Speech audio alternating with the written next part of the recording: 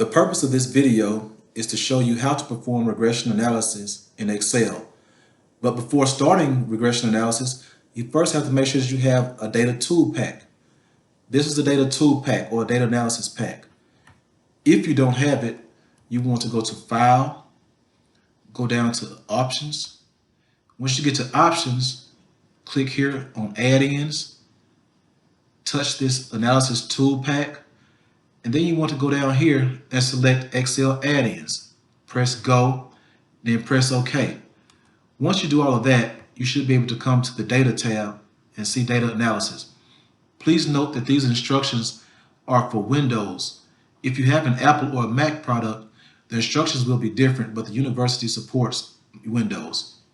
Next, we'll go to starting to actually learn how to perform regression analysis. The purpose of this assignment is to use regression analysis to predict which or how many of the independent variables are going to have a really big effect on your final grade. In this class is ACC 309. The total amount of points you could get was 400 points, which consisted of these assignments here, which were worth approximately 50 points each, and a couple of more assignments, which were your case studies here, and they were worth 50 points. So when you added all of your assignments together, that'd be all of these here, you're going to come out with a total amount of points of 50, which would mean an A. And of course, 90% of that would be an A, 80% of that would be a B, and so forth and so on. So once again, the purpose of this assignment is to find out which of these assignments here were highly correlated or are going to actually affect the total grade the most. The purpose of this video is to show you how to run a regression analysis. But prior to running regression analysis, there are a lot of things that you must do first. One of the first things you must do is to make sure that your data is in the proper form. So here's an original data set. And this data has the grades that were used in an ACC 309 class. As you can see, some of the assignments are different, but that is okay. We want to predict the grades that happen in this class. The first thing you must do when you perform any regression analysis is to make sure that all of your characters or all of the data that you're going to actually analyze is going to be in a vertical format. Okay, so what does that mean? For instance, these were actually student grades right here. Of course, we can't show the names for privacy purposes, but these were actual student names. So you would have a student name or whatever line or row you're looking at on your left-hand side.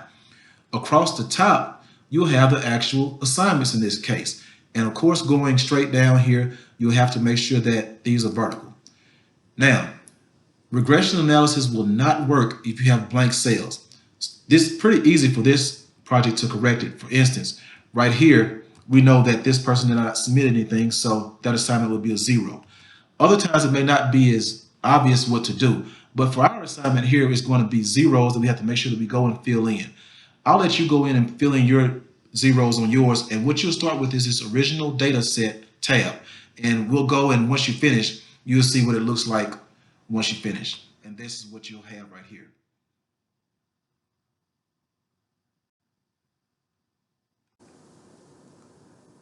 After you make sure all of your data is intact, you'll want to start running the regression analysis. But the first thing you must do before running any type of regression analysis is to run a correlation analysis. A correlation analysis is very important. We will run it for two different reasons. The first reason is to make sure that we can find some independent variables that are correlated with the dependent variable. The second reason is to make sure that none of the independent variables are correlated with each other. We'll talk about that in the next step, but first let's go ahead and run the correlation analysis. In order to do so, we'll go to this data analysis. Once again, you'll go to the data tab, and then you come over here to the data analysis all the way to your right. You'll click that and open it. Right here, you have a lot of different types of analysis you can run. Here's the regression that we will run later. But right now, you want to click on this correlation analysis and press OK. The input range is the analysis thing that you want to run, okay? In order to do so, you must highlight every single number that you want to include in there, all right? So that includes all of these numbers. Notice, I'm not going to highlight these names here, and I'm not going to highlight these names here. But in order to include some of those titles, I will select this labels in front row.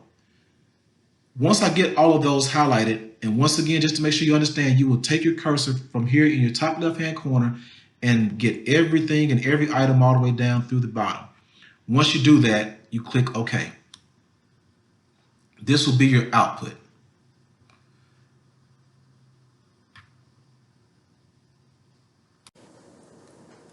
This is the output of the correlation analysis. Once again, for review, we started here a little bit earlier with our data set, and then we went to data. We went to our data analysis tab. We selected correlation. We highlighted all of the numbers here that need to be included in the grouping, and then we selected labels in the front row, clicked OK, and once we did that, we were able to come up with this data set here. What I like to do is to make sure that I can see everything going on. For instance, these labels right here are actually only these numbers that go across the top. They don't mean anything. But to make it a little bit more relative, I'll start here at the top and take my labels and go all the way across here. I'll right click, select copy, go back over to the data tab, put my cursor here in letter A in cell A1, right click, click on paste special, and then only click the values and click OK. Now, as I expand my cells, you'll be able to see that I have my labels in here. And if you just want to make that a little bit easier to read, you can always wrap your text here. And now you can read a little bit better.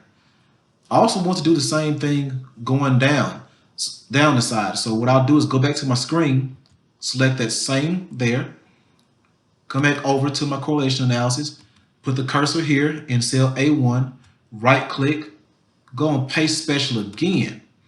I want to select my values, but I want to transpose them. What it means to transpose is to go from a horizontal production all the way to down what you'll see for a vertical production. So I click values, transpose, then OK. And now I have all of my assignments. Now I can see how well everything correlates with each other. Once that's done, and I'm going to flip to the actual portion here. Once that's done, you'll be able to go in now and see the end result after I do the analysis. But let's go back here first of all. My whole goal in the correlation analysis, as I said, is two things. Number one, to make sure that I have something that is highly correlated, make sure that I have independent variables that are highly correlated with the dependent variables. In order to do that, I want to make sure the correlations are at least 0.80 or above. Now, I can go into each one and kind of find a correlation that is 0.8 or above. I can then maybe highlight this cell here, or go in and highlight another cell, then maybe go over a couple of rows and possibly find another one here. But that's a lot of work. And with a lot of work, you have an opportunity to make errors. So what I want to do is to actually highlight all of these cells, then go to my home screen, come about midways, click on conditional formatting, go down to new rule.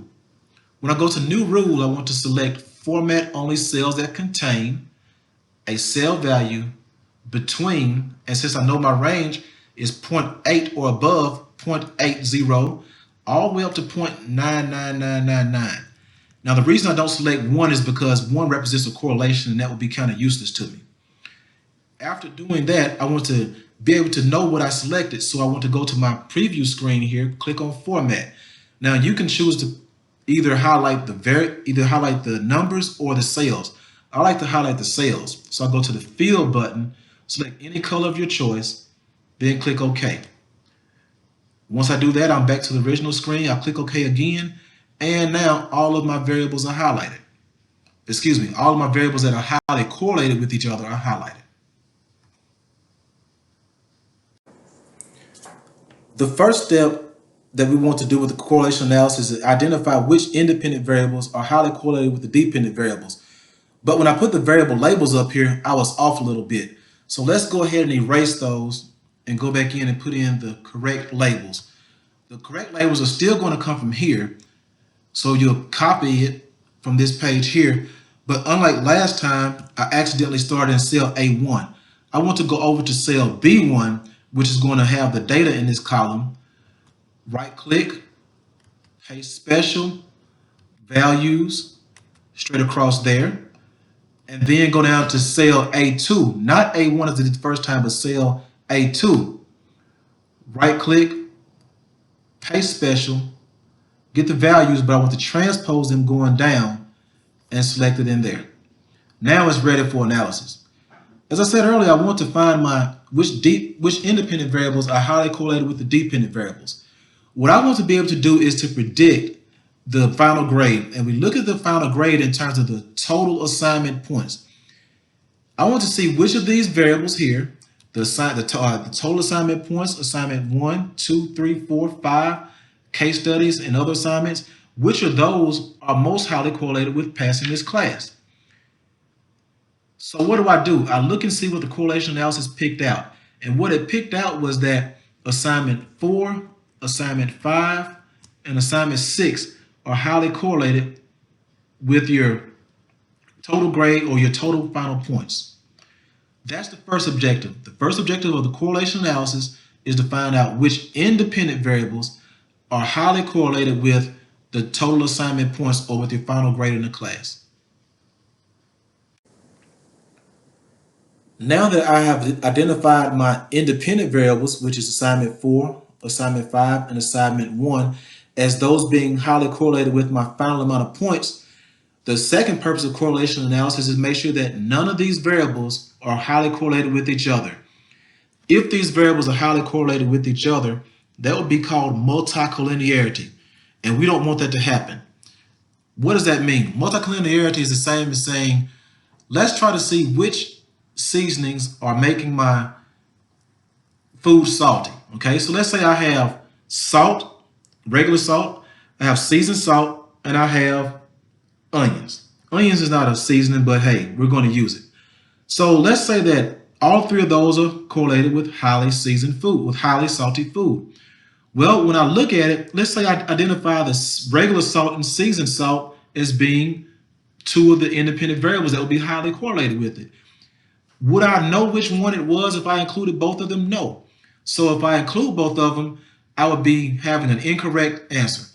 In the case that you have two independent correlated in the case that you have two highly correlated independent variables, what you want to do is to delete one and select another one. So in this case, let's go and see first of all if assignment 4, which is right here, is highly correlated with assignment 5. Here's my assignment 4, and of course, when I go over here, here's my assignment 5. What I do see is that that variable is highly correlated. Since those two variables are highly correlated, I want to make a note. In order to do that, I'm going to make this bold. And now you see it bold. And just for these purposes, I'll make it a little bit bigger. Keep that in mind. Next, I want to take assignment 4 and compare it to case study 1. So what I do, I come to assignment 4 over here. Here's assignment 4 number. And I compare it to case study 1. And since my correlation cutoff is 0.80, I see that it is not highly correlated. I can keep that cell. Let's make it green. Finally, I want to come and make sure that assignment 5 is not highly correlated with assignment 1. So here's assignment 5 here. And I look to see if it's highly correlated with assignment 1, and it is not. So I'm going to make that green as well.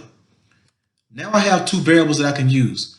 I have these two assignments right here that I can use, and I'll go in and I will now run the regression analysis. To see how that looks a little bit differently, I was able to do another little chart here, and this is on your correlation analysis chart, and you may use that as well. The key here, whether you use this chart or this chart, is to realize that assignment 4 is highly correlated with assignment 5, and because of that, I only want to select one of those variables in my model. I'll show you what I mean about that when we do a regression analysis.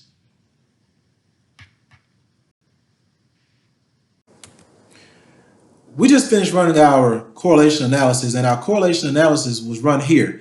And the purpose was to identify which independent variables are highly correlated with the dependent variable, first of all, and second of all, to find out which independent variables, if any, are highly correlated with each other. If you have two highly correlated independent variables, such as assignment 4 and assignment 5, you only pick assignment 1. assignment 5, or you only select one. I selected assignment 5. Now that I have that, I can go run my regression analysis. Now, when I get ready to run my regression analysis, let's go to your original data so you can see something that's very important. If you try to run regression analysis with, for instance, assignment 1 here, and then come all the way over to assignment 5 here, and then case study 1, and maybe select something else, you will have an error message. What does that look like? For example here, let's just say that I select the variables in here. This is not an actual assignment. I just want to show you what happens if you try to run them and they're not together. You want that one there for your output range for variable y.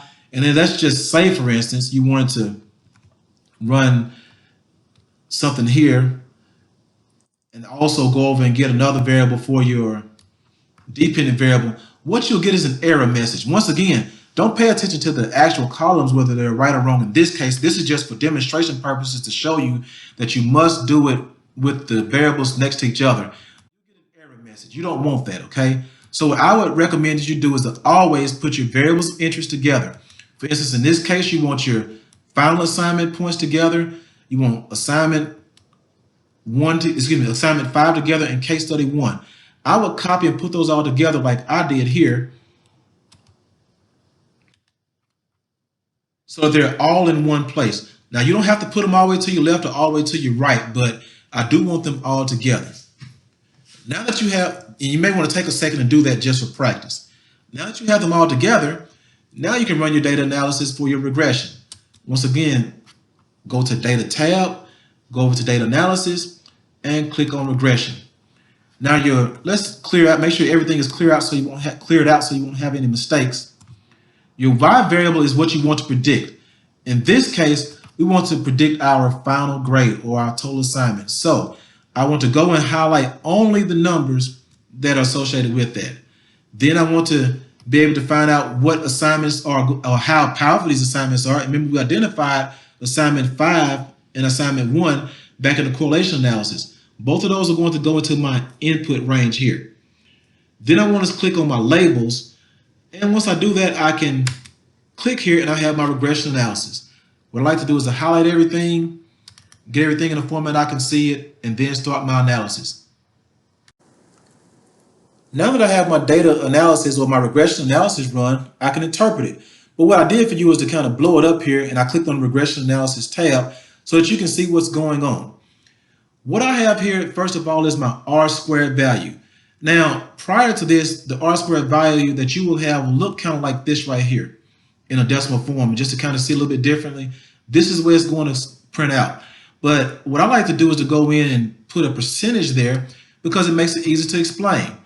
Now, what is my R-squared? I'm going to use simple definitions because it can get kind of complex, but just in general, an R-squared value tells you what percentage of the independent variables that you selected explain the dependent variable. To say it differently, it tells you that the two variables we have here, which are assignment and case study, explain 85% of how well you do in the class. After I explain that, I want to see, is this a really good model to use? So to do that, I go to this table here that's called ANOVA. And once again, similar to what I had over here, I have this little weird number. I want to click on this comma and turn it into a decimal. That's what I do there. Now I go back to my regression analysis page and I see that it's 0.00. This is what this means for purposes of this class. If this value is less than 0.05, excuse me, let me do that again. If that value is less than 0.05, then we say that this is a good equation. In this case, we see that it is. 0.00 is less than 0.05. And so now I can say that this is a pretty good equation. Or to say it differently, the two variables here do a pretty good job of helping us understand what's going to predict the final grade in this class. Finally, I come down and I want to make sure that all of my variables are good. Now you have three variables here. One is your y-intercept. The other two variables are the ones you selected. The first one being the assignment and the second one being the case study. And that case is spelled a little bit differently. Let's make sure it comes out correctly. Now that I have those together, we can actually evaluate those. And I want to evaluate those based on this p-value. Once again, anytime you have these little weird numbers, you can always come in here and go up to your comma button and turn them into something that you're more familiar with. And we're going to use the same criteria. If these are less than 0.05, we're going to say that these are good variables. In this case, both of those are less than 0.05, so they are good variables. Now comes the fun part. We did all this work, and we're going to get to the fun part right now. Now for the fun part. And the fun part is to actually try to figure out what could I get in this class. And we're going to do it looking at two different scenarios. The first scenario we're going to look at is what happens if I make a 100 on the assignments that are listed here. Remember, the R-squared says that these two values here, assignment 5 and case study 1, represent 85% of what I should get in the class. All right, and we know it's a good we know that it is statistically a good equation because it has a 0.00, which is lower than 0.05. In order to do that, I want to first start with my final grade. That is my Y. Final grade is going to equal, always going to equal your y-intercept. Now your y-intercept is never going to change. That's kind of like a gimme right there. So you just always plug that in. Then you come over and you add to that your variable. Now I'm going to type this in. It's not going to stay, but I'm just going to type this so you'll understand what's going on. Your variable is going to always be whatever your grade is. In this case, we want to make 100% of 50. Well, 50 is the highest grade we can make on assignment, so we're going to give that, and that equals 100% times the weight of that assignment, which is 2.53. So the weight of that assignment times 2.53 is what we're going to have there. And we'll come back to that in just a second. We're going to erase that because, well, we'll just keep it right there for right now, okay? And we're going to come in here, and we're going to make a 50 on our last assignment. Remember, a 50 is going to represent a 100. So we're going to make a 50 times 1.86. Excuse me. 50 times 1.86. Okay, that means that this assignment is going to weigh 1.86. This was all developed by our model. Now, you see when we computed that in there, I kind of did that for you. And once again, my grade of a 100 is going to equal this y-intercept. Remember, we got these from here. And we multiplied our assignment. The highest we can make is a 50, so that's a 100 times the weight of 2.53. And then I did the same thing here. And once I add all those together, you see right here, 166 plus 126 plus 93 is going to give you 386 points. And since all of my assignments together total 400, what this is saying is that based out of, if I take those two and get 100, then I would make a 96 for the class. Excuse me. Let me do it a little bit differently. If I do all of those, I put an add there and divide that by 100, by the 400, I'll make a 96 for the class. And that's what I have, okay? Now, the thing we have to do is to be careful how we interpret that, okay? We cannot say that if you do assignment number 5 and you do case study 1 that you'll make an A for the class. That's totally impossible. But if you think about how a class is, by the time you get to the 5th assignment, if you're making an A, that means you're probably making an A on the other ones. If you make an A on case study 1, then you're probably going to have a good idea in making A on case study number 2. And that's the way I would explain it if I was explaining it to one of my friends that wanted to join the class. Now for the second example, let's just say I came in and I want to only make a 75 on my assignments, and let's see what I would get, okay? If I have a grade, and I call this final grade, my grade of 75%, then I would still come in and I would have to put my coefficient. You see, when you have a model, the coefficient never changes, but your variables are what change. That's why they call them variable. This person here wanted to make all A's on their assignments, okay? And this person down here only cared about a 75. So that's what I have here, my 166 points that are from my intercept. Now, if I want to make a 75 on my assignment, remember, an assignment is worth 50 points. If I want to make a 75, then I will have to take the 50 points, multiply it by 75, that'll equal 37.5 points. So I'll come in, and once again, I'll grab my coefficient. Remember, this assignment weighs 2.53 in comparison to the other one. And I'll multiply it times 37.5 because that would be a 75% or a C, and that's how I get 95. Same thing with this assignment here. I want to come in and once again, I want to grab my coefficient for the case study, 1.86. As you see, it weighs less in overall terms than the assignment 5 above. And I want to multiply it by that same score, 37.5, because that represents 75. And that's how I get my 70.002, okay? I come in and add all those together, and I have a total score of 331, which if I put 400 total points there again, which is what the class is worth in that case, when it was taught, I would have approximately a B. Once again, you cannot explain it to just say that this is what you're going to have. If you do 2 assignments, you're going to make a B, because that's just not true. But what you do see is you have some idea of what's important. Number one, in this class, what I would say, well, not in this class, but if I were a student in the class when it was taught then, I'll probably say that kind of start to really get good on your first assignments, because by the time you get to assignment 1, you'll be pretty good. And what I would say on the second one is make sure that your case study is done very well, because if you do your first case study well and understand it, then you'll probably be good for the second case study or the third one or however many you have after. And that concludes this regression analysis.